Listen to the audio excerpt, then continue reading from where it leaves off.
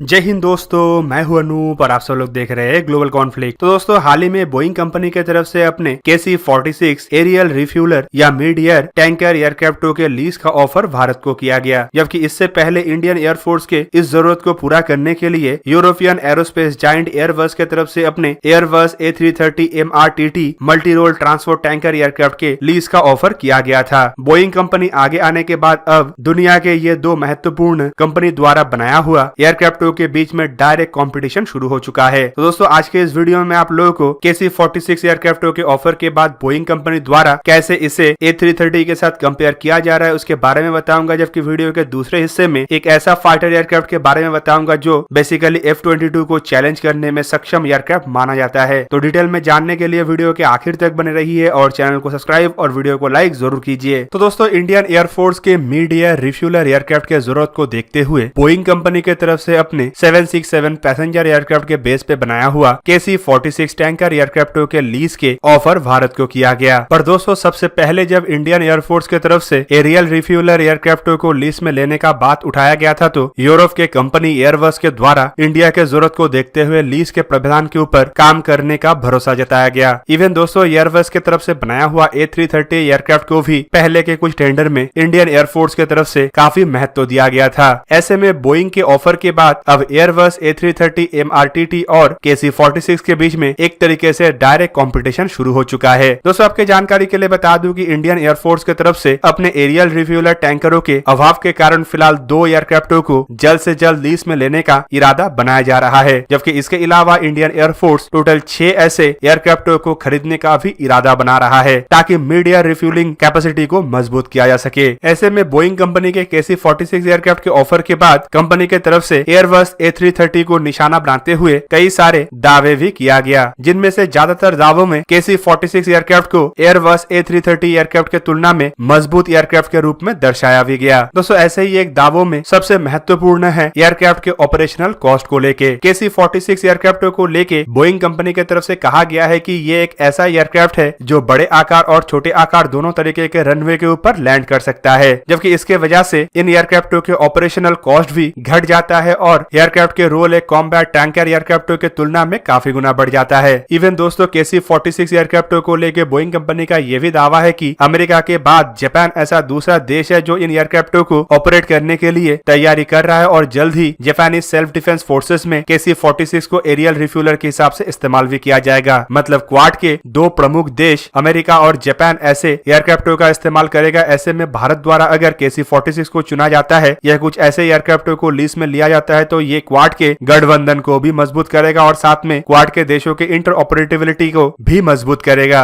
दोस्तों, Boeing company का दावा यह भी है कि एयरबस A330 जहां पे एक पैसेंजर एयरक्राफ्ट को कन्वर्ट करके मल्टी रोल ट्रांसपोर्ट टैंकर के रूप में डिजाइन किया गया है, तो वहीं पे KC-46 एक मल्टी रोल ट्रांसपोर्ट टैंकर के अलावा पैसेंजर और कार्गो कैरिंग ट्रांसपोर्टर के रूप में भी इस्तेमाल किया जा सकता है। और दोस्तों, इसी वजह से KC-46 को लेके बोइंग का यह भी कहना है कि ये ह्यूमैनिटेरियन असिस्टेंस और डिजास्टर रिलीफ जैसे मिशनों में भी इस्तेमाल किया जा सकता है, जबकि इसके एरियल रिफ्यूलर के रोल के अलावा अन्य रोल होने के वजह से इसे भरपूर तरीके से ऑपरेशनल भी रखा जा सकता है और इंडियन एयरफोर्स के कई सारे अन्य जरूरत को भी KC-46 पूरा करवाएगा। दोस्तों, फिलहाल इंडियन एयरफोर्स के पास Russian made 6 Ilyushin 78 tanker aircraft है, जिसे इंडिया द्वारा 2003 से ही अपने बेड़े में शामिल किया जाना शुरू किया गया था और 2003 से लेकर 2021 तक सर्विस के बाद ये एयरक्राफ्ट काफी ज्यादा पुराना हो चुका है और इसे बहुत ज्यादा मॉडर्नाइजेशन या अपग्रेडेशन का आवश्यकताएं है। ऐसे में इंडियन एयरफोर्स के ट्रांसपोर्ट टैंकर एयरक्राफ्ट के फ्लीट जहां पे कमजोर हो रहा है, तो वहीं पे दिन ब दिन एयरफोर्स में ऐसे एयरक्राफ्टों का भी संख्या बढ़ रहा है जो एरियल रिफ्यूलिंग के सपोर्ट के सहारे अपने रेंज को एक्सटेंड कर सकता है। और पुराने हो चुके 6 एयरक्राफ्टों के जगह में अब इंडिया आधुनिक और बेहतरीन एयरक्राफ्टों को अपने बेड़े में शामिल करने का इरादा रख रहा है। इवन हाल फिलहाल में इंडियन एयरफोर्स के द्वारा खरीदा गया राफेल एयरक्राफ्ट हो या इंडिया द्वारा बनाया गया तेजस मार्क 1A एयरक्राफ्ट हो, सभी एरियल रिफ्यूलिंग का कैपेबिलिटी रखता है। ऐसे में इंडियन एयरफोर्स को अब बड़े संख्या में ऐसे एयरक्राफ्टों का आवश्यकताएं है जो इन एयरक्राफ्टों को मिड एयर में रिफ्यूल करके सपोर्ट भी कर सके। कुल मिला के इन्हीं जरूरतों के वजह से इंडिया फिलहाल इमरजेंसी के बेसिस पे 2 एयरक्राफ्टों को लीज में लेने का इरादा बना रहा है, जबकि आने वाले समय में इस टेंडर को और भी बड़ा करके संभावित 6 एयरक्राफ्ट डायरेक्टली परचेज भी किया जाए। पर दोस्तों, सब कुछ डिपेंड करता है KC-46 और एयरबस A330 की तरफ से इंडिया को क्या ऑफर किया जाता है और इन दोनों एयरक्राफ्टों में कितना आधुनिक फीचर है। दोस्तों, अब चलिए जानते जानते हैं दुनिया का सबसे पहला 5th जनरेशन के फाइटर एयरक्राफ्ट मतलब F-22 को चैलेंज करने का क्षमता रखने वाला एक ऐसा एयरक्राफ्ट के बारे में जो कभी संपूर्ण ना हो पाया। दोस्तों मैं यहाँ पे रशिया के मिकोयान कॉर्पोरेशन की तरफ से बनाए जाने वाले मिग 1.44 फाइटर एयरक्राफ्ट के बारे में कह रहा हूँ। ट्रूली ये एक stealth 5th generation fighter aircraft तो नहीं था, लेकिन मिकोयान कॉर्पोरेशन की तरफ से इन एयरक्राफ्टों में ऐसे टेक्नोलॉजीज का इस्तेमाल किया गया था जो रेडियो सिग्नेचर और रडार क्रॉस सेक्शन को कम से कम कर देता था, जिससे एक तरीके से ये एयरक्राफ्ट दुश्मन के रडार में लगभग इनविजिबल हो जाता था। दोस्तों रशिया की तरफ से इस एयरक्राफ्ट के एक ही प्रोटोटाइप का निर्माण किया गया था और सन 2000 में रशिया की तरफ से 2 बार एयरक्राफ्ट के प्रोटोटाइप के टेस्ट भी किया गया था। पर अगर 20 साल के अंतराल में रशियन एयरफोर्स के कंडीशन को देखें तो फिलहाल रशिया के पास एक ही आधुनिक जनरेशन या 5th जनरेशन के फाइटर एयरक्राफ्ट है और वो है सुखोई Su-57। तो ऐसा क्या हुआ कि 2 बार परीक्षण के बावजूद रशिया द्वारा इतना आधुनिक फाइटर एयरक्राफ्ट को अपने बेड़े में शामिल नहीं किया गया। दोस्तों एयरक्राफ्ट के प्रोजेक्ट के कैंसिल होने के पीछे कारणों को लेके कई सारे तथ्यों तो दिया जाता है, लेकिन रशियन मीडिया में टोटल 2 कारणों को ज्यादा महत्व दिया गया, जिनमें से सबसे पहले कारण के रूप में 5th जनरेशन के स्टेल्थ फाइटर एयरक्राफ्ट के चुने जाने का बात कहा जाता है। मतलब सुखोई Su-57 को एयरक्राफ्ट से ज्यादा तरजीह देने का बात कहा जा रहा है, जबकि दूसरी तरफ कुछ मीडिया रिपोर्टों में यह भी दावा किया जाता है कि उस समय रशिया का इकोनॉमी और मिलिट्री बजट इतना नहीं था कि 2 एयरक्राफ्टों के प्रोजेक्ट को एक ही साथ रन किया जा सके और इसी वजह से संभावित रशिया द्वारा खाली सुखोई Su-57 के कॉन्सेप्ट को ही आगे बढ़ाया गया, जबकि दूसरे कॉन्सेप्ट को टोटली कैंसिल कर दिया गया। पर दोस्तों इसके पीछे असल कारण क्या है ये तो रशियन मिलिट्री अथॉरिटी की तरफ से ही कहा जा सकता है, लेकिन अगर मिग 1.44 एयरक्राफ्ट को देखें तो इसके पास कई ऐसे फीचर्स था जो अमेरिका के F-22 जैसे आधुनिक फाइटर एयरक्राफ्टों को चैलेंज कर सकता था। और दोस्तों इन्हीं कारणों के वजह से अब Russian aerospace giant Mikoyan corporation की तरफ से हाल ही में अनाउंस किया गया कि मिकोयान कॉर्पोरेशन द्वारा मिग 1.44 के बेस पे एक नया 5th जनरेशन के फाइटर एयरक्राफ्ट का निर्माण किया जाएगा। मिकोयान कॉर्पोरेशन के इस अनाउंसमेंट के बाद एक तरीके से देखे तो हलचल सा ही मचा हुआ है, क्योंकि Mikoyan corporation already success T-50 prototype के बेस पे नहीं बल्कि मिग 1.44 के बेस पे नया 5th जनरेशन के फाइटर एयरक्राफ्ट बनाएगा। जबकि दूसरी तरफ अब तक रशिया के गवर्नमेंट के द्वारा भी ऐसा कोई अनाउंसमेंट नहीं किया गया और ना ही कोई ऑर्डर दिया गया, तो मिकोयान कॉर्पोरेशन किस बेस पे मिग 1.44 के तर्ज पे इन फाइटर एयरक्राफ्टों को बनाने की तरफ आगे बढ़ रहा है। दोस्तों मिकोयान कॉर्पोरेशन की तरफ से मिग 1.44 को एक मोटिवेशन के रूप में देखा जा रहा है, क्योंकि इसमें कई सारे फीचर्स था। इन एयरक्राफ्टों के जो प्रोटोटाइप बनाया गया था उसमें 2 AL-41F इंजन का इस्तेमाल किया गया था और दोस्तों ये दुनिया का पहला थ्रस्ट वेक्टरिंग कंट्रोल वाला इंजन है और ऐसे थ्रस्ट वेक्टरिंग इंजन के वजह से मिग 1.44 फाइटर एयरक्राफ्ट के पास काफी बेहतरीन मैन्यूवरेबिलिटी का कैपेबिलिटी है। इवन इसके पास मैन्यूवर होने का इतना ज्यादा क्षमता है कि दुनिया के अभी के जनरेशन के आधुनिक फाइटर एयरक्राफ्ट भी इसे उतने हद तक काउंटर ना कर सके। इवन दोस्तों रशिया के तरफ से उस समय इन एयरक्राफ्टों में सबसे आधुनिक इलेक्ट्रॉनिक इक्विपमेंट और सेंसर्स का इस्तेमाल किया गया था। रशिया द्वारा मिग 1.44 में डॉपलर पल्स रैडर का इस्तेमाल किया गया था, जिसमें passive electronically scan array antenna का भी इस्तेमाल हुआ था। दोस्तों इन रैडरों के साथ रशिया द्वारा एक आधुनिक जनरेशन के फायर कंट्रोल सिस्टम को जोड़ा गया था जो एक साथ में ही हवा में 20 टारगेटों को एंगेज करने का क्षमता रखता है। इवन अमेरिकन एक्सपर्टों का भी इन एयरक्राफ्टों के प्रोटोटाइपों को लेके मानना यह है कि यह अमेरिका के F-22 के इक्विवेलेंट का एयरक्राफ्ट है और इसका प्रमुख हथियार है R-77 आधुनिक जनरेशन के एयर टू एयर मिसाइल। ये एयरक्राफ्ट एक साथ 8 ऐसे मिसाइलों को कैरी कर सकता है, मतलब इसका फायरिंग कैपेबिलिटी भी काफी बेहतरीन है। इवन रशिया की तरफ से इन एयरक्राफ्टों में अपने स्टेल्थ डिजाइन और स्टेल्थ टेक्नोलॉजी का जिस तरीके से इस्तेमाल किया गया, ये भी दर्शाता है कि आने वाले समय में एयरक्राफ्ट के पास काफी ज्यादा स्कोप है कि इसे एक नया जनरेशन के एयरक्राफ्ट के रूप में भी तब्दील किया जा सके। तो दोस्तों ये था आज का वीडियो। अगर आपको वीडियो अच्छा लगा तो इसे लाइक कीजिए और मेरे चैनल को सब्सक्राइब कीजिए और साथ में बना हुआ बेल आइकन को भी प्रेस कर दीजिए ताकि आप मेरा वीडियो देख पाए सबसे पहले। जय हिंद।